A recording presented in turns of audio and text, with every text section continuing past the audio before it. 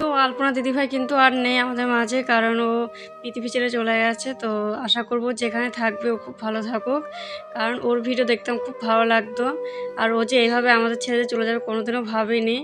মানে দেখো, মানে কি বলবো, মানে একটা অবিশ্বাসযোগ্য একটা মানে দৃশ্য আর কি।